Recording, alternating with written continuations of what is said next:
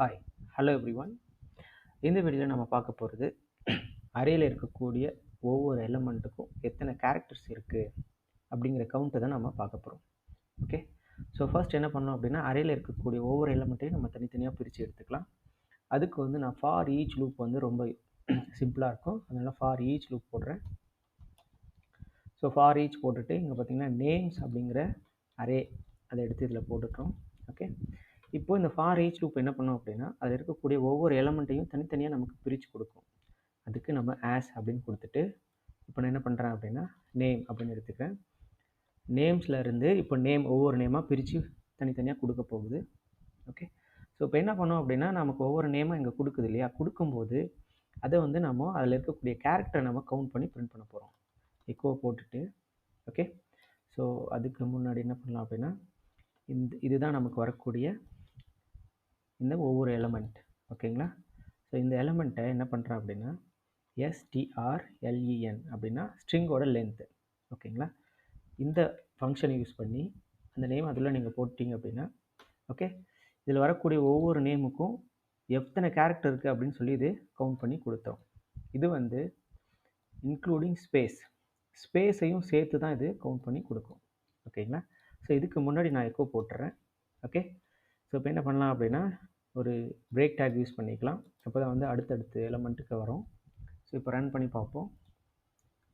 பார்த்தீங்க அப்படின்னா 6 5 11 10 6 ஓகே இந்த மாதிரி வந்திருக்கு. இது வந்து எத்தனை கேரக்டர் இருக்குது அப்படின்னு கிடச்சிருச்சு. இப்போ இதுக்கு முன்னாடி அந்த எலமெண்ட்டையும் நீங்கள் பிரிண்ட் பண்ணணும் அப்படின்னா ஜஸ்ட் இந்த நேம் தான் அதோட நேம்ன்ற வேரியபிளில் தான் அந்த எலமெண்ட் வருது. ஸோ இங்கே ஒரு டாட் வச்சு என்ன பண்ணிக்கலாம்னா ஒரு ஸ்பேஸ் கொடுத்துக்கலாம். இப்போ நமக்கு ஈஸியாக தெரிஞ்சிடும் எந்த நேமுக்கு எத்தனை கேரக்டர் அப்படிங்கிறது இப்போ ஈஸியாக நமக்கு பிரிண்ட் ஆகும். பாருங்கள், வெங்கட் அப்படின்னா 6 கேரக்டர்ஸ். ஸோ இப்போ ஈஸியாக நம்மளால் ஐடென்டிஃபை பண்ண முடியுது. ஓகே, இன்கேஸ் நீங்கள் வந்து பர்டிகுலராக ஒரு எலமெண்ட் எவ்வளோன்றது கண்டுபிடிக்கணும் அப்படின்னு நினச்சிங்கன்னா நீங்கள் லூப்பில் போடாமல் டைரெக்டாக என்ன பண்ணிக்கலாம் அப்படின்னா இதை யூஸ் பண்ணி அந்த பர்டிகுலர் எலமெண்ட்டோட இண்டெக்ஸை நீங்கள் மென்ஷன் பண்ணால் போதும்.